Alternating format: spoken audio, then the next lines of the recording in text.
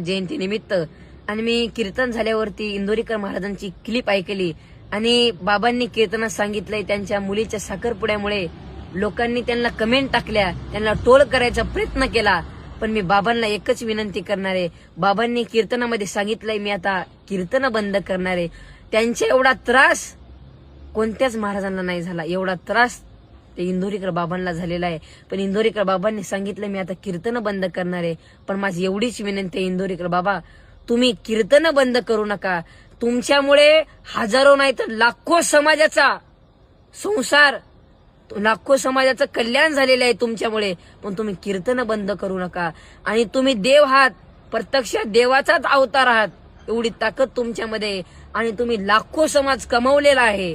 माझी एवढीच विनंती आहे, तुम्ही कीर्तन बंद करू नका. आणि मी आता उद्या परवा इंदोरीकर महाराजांना फोन करणार आहे आणि बाबांना सांगणार आहे, बाबा लोक काही जरी सांगतात पण तुम्ही कीर्तन बंद करू नका. तुम्ही जर कीर्तन बंद केले लाखो समाज उद्ध्वस्त होईल. एवढीच माझी विनंती आहे. रामकृष्ण हरी.